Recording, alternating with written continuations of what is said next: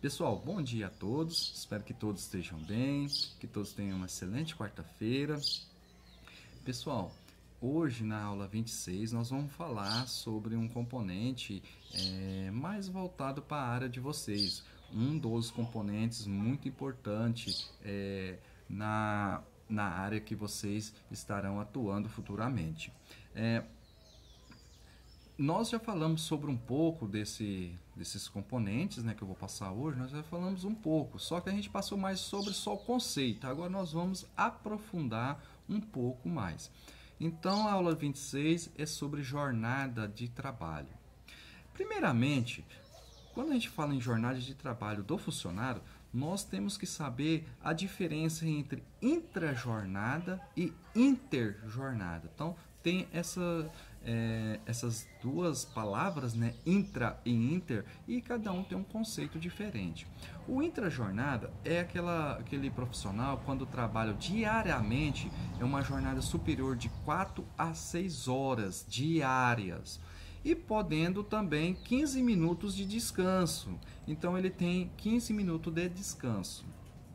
A jornada superior a 8 horas, ele tem 1 hora no mínimo até 2 horas no máximo. Então o funcionário tem uma jornada superior a 8 horas diárias, ele tem 1 hora no mínimo, o mínimo dele é 1 hora e no máximo é 2 horas. Tem uma observação, não será computado este intervalo na duração de trabalho. Então, essa duração, esse intervalo de duração, esse intervalo na duração do trabalho, ele não é computado. Agora nós vamos falar sobre a interjornada. A interjornada, entre duas jornadas de trabalho, haverá um período mínimo de 11 horas consecutivas para descanso. Então, a diferença da intrajornada para o interjornada é que o trabalhador, entre essas duas jornadas de trabalho, haverá um período mínimo de 11 horas para descanso. Tá, pessoal? Então, esses são basicamente o conceito, a diferença, né, entre a intrajornada e o interjornada de trabalho. A jornada noturna.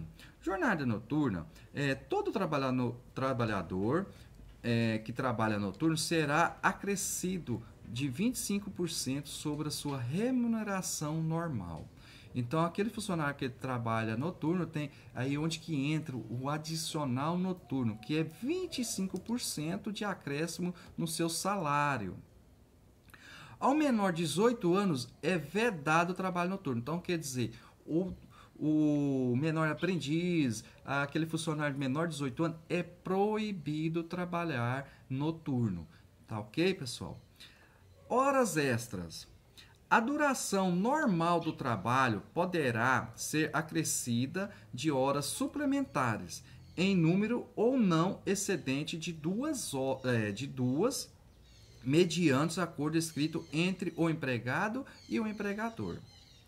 A importância da remuneração da hora suplementar será pelo menos 20% superior da hora normal. Então, o funcionário que faz aquela hora extra, ele tem 20% superior da sua hora trabalhada normalmente. Tá, pessoal?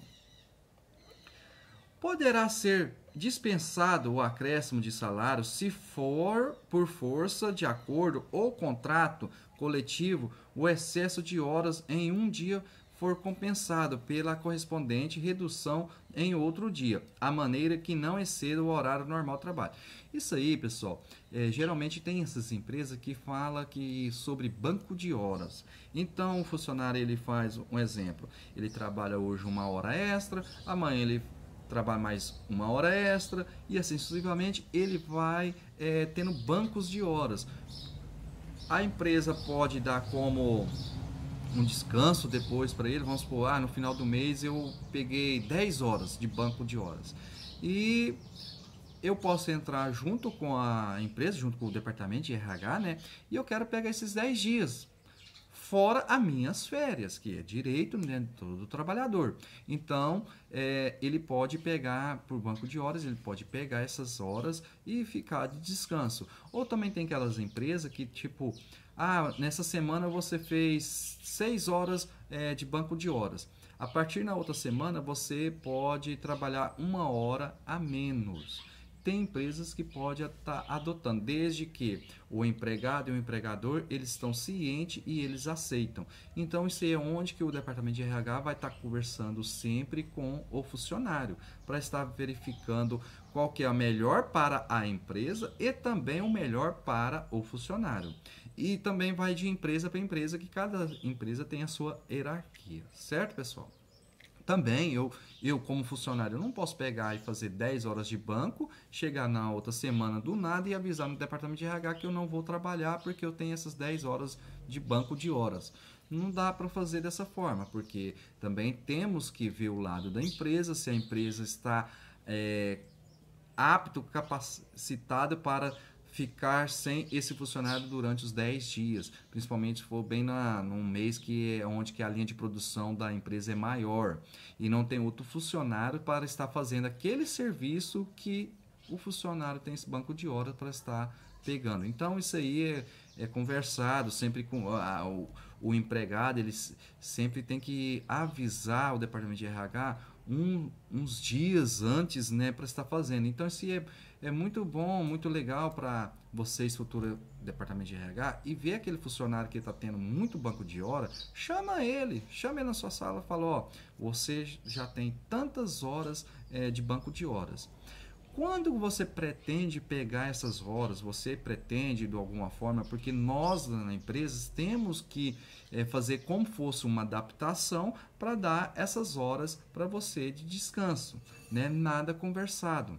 Certo, pessoal? Para não deixar para a última hora, o funcionário chega lá, ó, amanhã é véspera feriado, eu quero prolongar o feriado e eu quero esses 10 dias. E também não é assim que funciona. Nós também temos que ver o lado da empresa, não só do funcionário como da empresa, porque é um conjunto. Temos que ver Deus da parte do empregado como a parte do empregador, para ser um conjunto, né, pessoal? A gente não pode ver só o lado do empregado ou também só o lado da empresa. A gente tem que ver o conjunto, né? Horas extras, como é feito esse cálculo? Então eu coloquei um exemplo para vocês como é feito esse cálculo. Tinham alguns alunos que, quando eu passei o conceito para vocês sobre horas extras, licença maternidade, férias, enfim, aí vieram me perguntar e eu falei que eu ia estar aprofundando mais sobre esse conceito, sobre esse componente. Soma-se o salário mais adicional de insalubridade, desde que o funcionário tenha insalubridade, né? Eu vou falar sobre a salubridade também, logo estarei falando como que funciona. Eu também já falei um pouco, só que é só um conceito mesmo, a gente não aprofundou muito. Então, voltando aqui, divide-se o resultado por 220 horas, obtendo-se assim o valor de 1 hora trabalhada. Eu coloquei o exemplo, o operário José. O salário do José é de R$ 720, mais o adicional de insalubridade de R$ 100,32. Somando o total, ele tem R$ 820,32 mensais para receber, né? O valor de cada hora. Então, como que é feito esse valor de cada hora? Total da remuneração dele é R$ 820,32 e dividido pelas 220 horas trabalhadas. Então, ele trabalhou durante o mês 220 horas. Dividindo, a hora trabalhada do operário José é de R$ 3,72. Então, cada hora dele, ele ganha R$ 3,72. Foram feitas 16 horas extras no mês, com adicional de 100%, tá? Então, ele teve 16 horas durante o mês e esse adicional foi 100%. Portanto, 16 horas com 100% é um acréscimo de 32 horas. Essas 32 horas seria vezes 3,73, que é o valor hora trabalhada, né? é igual a R$ 119,32. Então, quer dizer que a hora extra do funcionário, das 16 horas que ele trabalhou, ele recebeu R$ 119,32. Certo, pessoal? Sobre as horas extras, se calcula mais o DSR, que é o descanso semanal remunerado. Este cálculo leva em conta os dias úteis do mês e os dias não úteis da seguinte forma. Então, quer dizer, aqui ele está descontando, vamos supor que o funcionário trabalha de segunda a sexta e ele tem o sábado e o domingo com descanso, né? A empresa não trabalha, ele tem um descanso, então a forma feita é da seguinte forma. Divide-se o valor da hora extra pelo número de dias úteis. Então, o valor da minha hora extra foi R$ 119,32, dividido pelos dias úteis, os dias trabalhados, a quantidade de dias que ele trabalhou durante o mês. Ele trabalhou 27 dias. Então, isso dá um valor de R$ 4,419, né? 4,419, desculpa, falei errado. R$ 119,32 dividido por 27, que é os dias úteis trabalhados durante o mês. Deu 4,419. Multiplica-se o resultado pelo número de dias não úteis do mês. Então, quer dizer que os dias não úteis, os dias que ele não trabalhou, são 4 dias. Então, ele pega o 4,419 vezes 4, que dá 17,677. Esse é o resultado dos dias não úteis do mês trabalhado. Tá ok, pessoal? Nós vamos entrar agora sobre a forma de pagamento de salários. Isso também já passei esse conceito. Eu bato muito na tecla porque vocês vão ficar muito responsáveis sobre essa função de fazer a folha de pagamento do funcionário, né? Então, ao se concluir determinado período de trabalho, seja ele semanal, quinzenal ou mensal, terá o empregado o direito de receber seu salário, sendo este fixado em seu contrato de trabalho inscrito na CTPS. Note-se que critério a ser adotado para a fixação do salário nada tem a ver com os intervalos que se pagam ao empregado. Exemplo, um empregado com sua base de cálculo em horas pode receber por mês, sua base de cálculo é a hora, mas a forma de pagamento é mensal. Então, ele recebe a hora trabalhada, porém, ele recebe mensalmente. Mas tem outras formas dele receber também, que nós vamos ver agora. Isso aqui vocês já estão cientes, né? Já passei para vocês o conceito, mas é para refrescar a memória de vocês, que isso é um dos itens muito importante para vocês. Salário mensal. Então, qual que é a forma do funcionário fazer o recebimento? Salário mensal, salário quinzenal, salário semanal, salário comissão, tá? Nós vamos falar sobre esses 4 itens. Salário mensal. É estabelecida com a base no cálculo oficial, sendo apurado no fim de cada mês o valor a ser percebido pelo empregado, a ser recebido pelo empregado. Considerando o mês para todos os fins o período de 30 dias, não se levando em consideração se este mês tem 28, 29 ou 31 dias. Quem não entendeu? Mês de fevereiro tem 28 dias, tem ano que tem 29 dias, e ao decorrer do ano normal, tem mês que tem 30 dias, tem mês que tem 31 dias, tá? Nesta forma de pagamento, o salário deverá o empregador pagar seu empregado até o 5º dia útil do mês seguinte, sendo considerado o sábado como um dia útil. Então, vamos supor que o vencimento é todo dia, 5º dia útil, e nesse mês, vai dar bem num sábado. A empresa tem que pagar no sábado ou na sexta, antecipa, né? Geralmente as empresas antecipam, paga na sexta-feira. Se sábado for um feriado também, um exemplo, deu um feriado no sábado, a empresa também antecipa. Se feriado é na sexta e prolongou o sábado também, a empresa ele paga na quinta-feira, ele antecipa para quinta-feira, tá? Salário quinzenal. É estabelecido com base em 15 dias do mês, devendo o valor apurado ser pago até o 5º dia útil da quinzena vencida. Falei um trem errado aqui, esquece aí, pessoal. Vamos de novo. Salário quinzenal é estabelecido com a base em 15 dias do mês, devendo o valor apurado ser pago até o 5º dia da quinzena vencido. 5º dia da quinzena vencido. Ou seja, o pagamento será efetuado no dia 20 do mês correspondente e no dia 5º do mês subsequente. Eu já falei para vocês sobre esse salário quinzenal aí.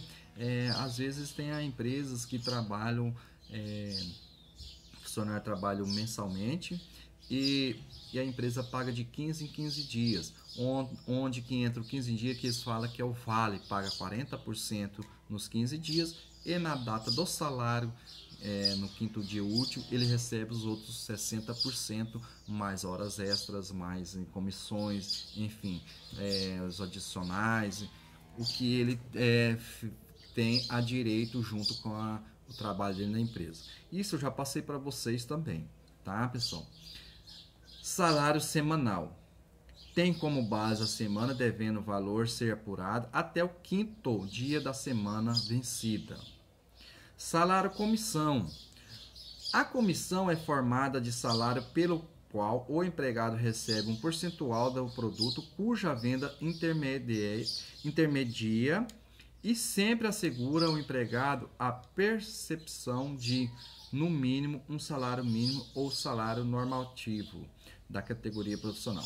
Salário comissão é o seguinte: às vezes uma empresa, geralmente empresas de setor de vendas, né, contrata um funcionário e fala, aqui o seu salário é referente, o pagamento, você recebe, o valor do seu salário é referente à comissão, o que você vende durante o mês, a gente faz os cálculos, você recebe pela comissão. Porém, está na lei, conforme a CLT, que o funcionário, ele é registrado na carteira assinada, então ele vai trabalhar de carteira assinada, pelo menos um valor de um salário mínimo, tá? Então, mesmo se ele trabalhou o mês inteiro, não vendeu nada, não conseguiu vender, ele tem um salário mínimo garantido, tá? Isso é pela lei. Então, não tem como. Tem umas empresas, né? Aí as leis já foram alterando, mudando também, que trabalharam da seguinte forma: você não tem salário, você tem comissão. Você trabalhou, vendeu, você ganhou durante o mês. Isso é proibido hoje em dia, tá, pessoal?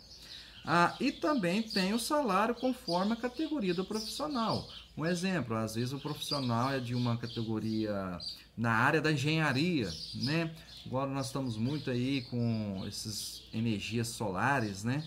E na área de engenharia, ele vai pelo salário base do engenheiro e mais recebendo as comissões. Então, lá na carteira está registrado o salário base do engenheiro e recebendo mais as comissões. Tá ok, pessoal? Salário maternidade. É o benefício a que tem direito assegurada da Previdência Social por ocasião do parto. O INSS exige da assegurada carência de 10 contribuições mensais para conceder o salário maternidade. Quanto às suas condições, é devido à assegurada, a gestante empregada, inclusive as domésticas, trabalhadora, avulsa ou especial, nas mesmas condições da legislação trabalhista. Qual o seu valor? A renda mensal do salário maternidade é correspondente das seguintes formas: para a empregada ou o seu salário integral, para a empregada doméstica, ao valor do seu último salário de contribuição, para a trabalhadora avulsa, ao valor da sua última remuneração correspondente um mês trabalhado, para a seguradora especial, um salário mínimo. Então, essas são as condições. E tem mais umas condições. Para a contribuinte individual e a segurada facultativa, o valor do salário maternidade consiste em um 12avos da soma dos 12 últimos salários de contribuição, apurados em um período não superior que 15 meses. Quanto ao pagamento do salário maternidade. O salário maternidade é pago a partir do 8º mês de gestação, comprovado mediante de atestado médico fornecido pelo Sistema Único de Saúde, o SUS, a partir da data do parto, com a apresentação de certidão de nascimento e do atestado médico. Quando o parto ocorrer sem acompanhamento médico, a comprovação ficará em cargo da perícia médica no INSS. Quanto ao período de recebimento do salário maternidade. O salário maternidade é pago por 120 dias a partir do parto, ou seja, se a seguradora preferir 28 dias antes e 91 dias após o parto. Então, a seguradora ela pode estar escolhendo também essa data, esse período. Em caso de aborto não criminoso, comprovado mediante atestado médico fornecido pelo Sistema Único de Saúde, o SUS, o benefício será pago durante 2 semanas. Quanto à localidade de recebimento do salário maternidade. O salário maternidade é pago pela empresa, a qual se ressarce do valor despendido na guia de recolhimento. Quanto à sua duração, é devido à empregada gestante, independente da carência durante 28 dias antes e 91 dias depois do parto, esse período vale como tempo de contribuição. Em alguns casos excepcionais, os períodos de repouso antes e depois do parto podem ser aumentados de 2 semanas cada um, mediante atestado médico oficial. No caso de parto antecipado, a empregada gestante tem direito a 120 dias de repouso. Em caso de aborto não criminoso, o comprovado, mediante atestado médico oficial, ele tem direito a 2 semanas de salário maternidade. Quanto à demissão de gestante, isso é um item muito polêmico nas empresas. O salário maternidade só é devido enquanto existe a relação de empregado. A empresa que despede sem justa causa a empregada gestante tende a arcar com os ônus trabalhistas da demissão. Isso aí é um item muito comentado, falado entre as empresas com as gestantes. Pessoal, a aula de hoje foi sobre isso aí. A aula de hoje, está encerrando, foi sobre jornada de trabalho. Nós vamos dar continuidade ainda amanhã. Eu quis mais voltar sobre esse componente, aprofundado um pouco mais, né? Nós já vimos o conceito, para você estar lembrando também, porque, como informei, isso é um dos itens muito importantes na área de vocês. E vieram alguns alunos me questionando tudo, e eu falei para eles não ficar preocupado que eu ia estar voltando nesse componente, tá, pessoal? Então, eu peço a todos que dão uma lida nesse componente, assiste o vídeo, ficou com dúvida, informa as suas dúvidas na plataforma ou lá no WhatsApp, tá ok, pessoal? Espero que todos tenham uma boa aula e a gente se vê daqui a pouco, tá ok?